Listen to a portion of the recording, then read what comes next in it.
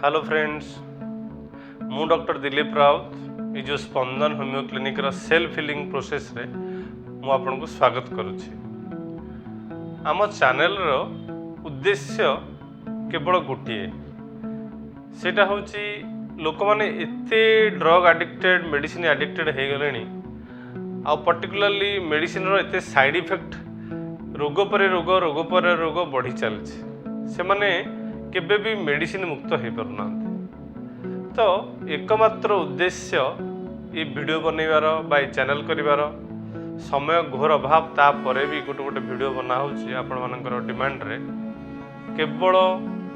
Conscious करिवा aware करिवा जो थे कि आम मेडिसिन प्रति आमर जो डिपेंडेंसी कमी कमी कमी कमी जीवो। एबे आज सकाळे जने क्वेश्चन करथिले कमेंट्स माध्यम रे जे बेली फैट पाई बा ओबेसिटी पाई आमे कोन करि परिबा नेचुरली। मु सेति पाई गोटे 5 मिनिट रे सम्यक आपन सूचना देबी। सेही 5 मिनिट के जदि आपन पालन करिवे ठीक रे ताले विद इन मंथ्स निश्चित रिजल्ट पाइबे निश्चित। प्रथम कथा हला जोटा सबुठारु आवश्यक सेटा हला इंटरमिटेंट फास्टिंग। फास्टिंग निहाती आवश्यक फैट को मेल्ट करिया पाई, कारण आमे जो खाद्य खाऊछंती से कार्बोहाइड्रेट आमे नौछंती से कार्बोहाइड्रेट आम बॉडी को पूरा एनर्जी दउची आउ जहाँ बळुची कार्बोहाइड्रेट सेटा आम बॉडी रे डिपोजिट होकर रह जाउची फैट आकार धीरे धीरे फैट आकार डिपोजिट होकर रह जाउची। पर्टिकुलरली फैट्स गुड़ा डिपोजिट हुए एब्डोमेन रे, थाई रे, बुटक रे प्रायतः, बाकी ऑल ओवर बॉडी रे भी डिपोजिट हुए। तेणु जदि आमरो सफिशिएंट कार्बोहाइड्रेट आम नौचंती बा एक्स्ट्रा कार्बोहाइड्रेट आम बॉडी रे डिपोजिट हो जाउची ताले तार मेन आउ एकमात्र बा सबठु प्राइमरी जोटा इम्पोर्टेंट सेटा होची हमको फास्टिंग करिवार अछि। मु इंटरमिटेंट फास्टिंग कहली एवं तापर कहूची आपनको 16 आवर फास्टिंग। 16 आवर कहीं कहूची कहीं 12 घंटा कहूनी कहीं 8 घंटा कहूनी,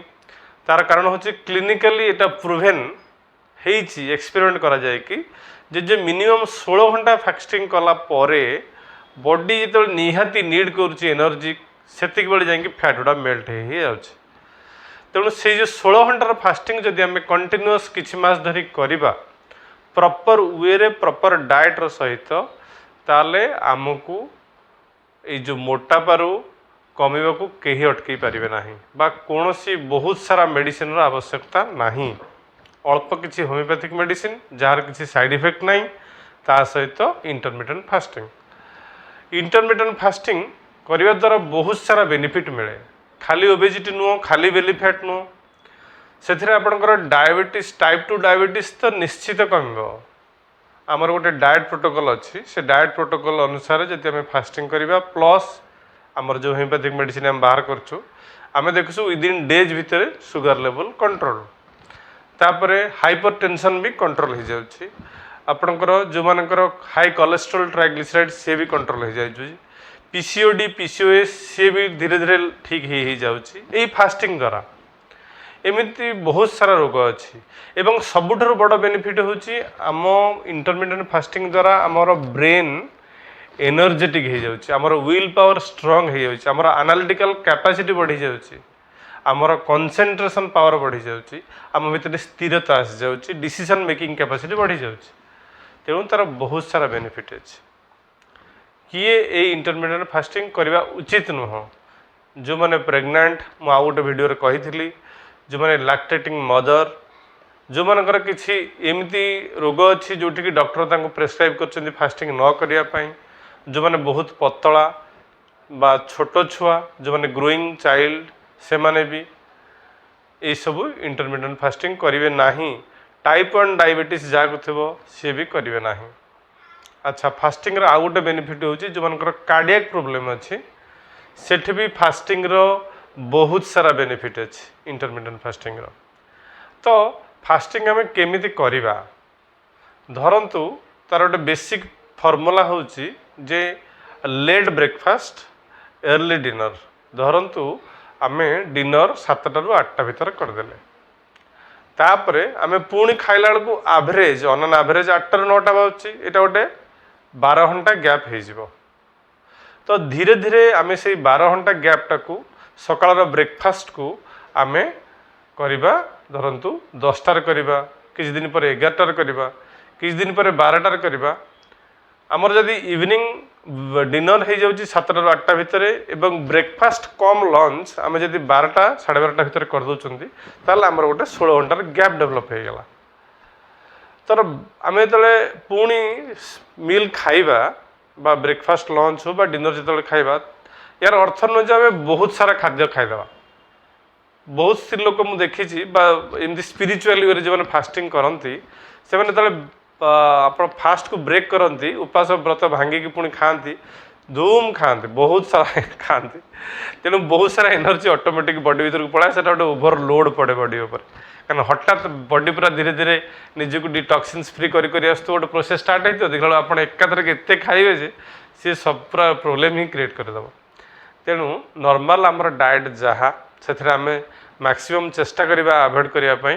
आमर ड्राए फ्रूट्स जो थी वाटर कम अच्छी आम मैक्सिमम खाइबा जो juicy vegetables juicy fruits fresh vegetables आउ नॉन वेज रे माछ अंडा खाई परिबा किसी असुविधा नहीं बट आमर पेटटा ओभरलोडेड हवा उचित नुह सब बेले आम 3/4 रु कम खाइबा आउ 1/4 रु अधिक आम पेट जमी खाली रहा यहाँ है गोटे बेसिक ओभर आइडिया मुझे आपको देली तापरे प्रत्येक इंडिविजुअल बॉडी डिफरेंट तेणु दरकार टिके आउ टिके गोटे जमी कहती समस्त इंडिविजुअल गोटे डाएट्र आवश्यकता अच्छी किंतु ओवरऑल आइडिया होची या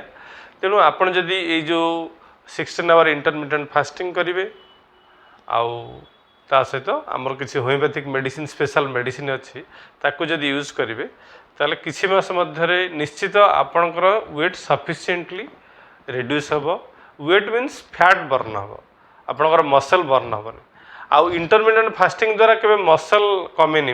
आपणकर जो फैट गुड़ा एक्सट्रा डिपोजिट होती बॉडी रे केवल से गुड़ा ही बर्न हुए तेणु से डरबार किसी कारण ना जे मोर पतला हो से सब किसी हेनी कि भी हेनी तेणु ये जो सम्यक सूचना मुझे देली बेली फैट बा ओबेजिटी बा ता सहित ये जो डायबिटीज हो ब्लड प्रेशर हो ये सब पीसीओएस पीसीओडी हो कोलेस्ट्रोल ये जो फास्टिंग द्वारा बेनिफिट अच्छी जदि ये वीडियोटी आपको भल लगुच आमर तो उद्देश्य होची मेडिसिन को जिते संभव कम करवा तेणु जदि आपण को वीडियोटी भल लगुच आपण ताकू लाइक करंतु ताकू आपण फ्रेंड सर्कल भितर शेयर करंतु एवं आम चैनल को स्पंदन होमियो क्लिनिक चैनल को सब्सक्राइब करंतु आज ये पुणी नेक्स्ट वीडियो रे मु गोटे बहुत सुंदर टॉपिक सहित आसबि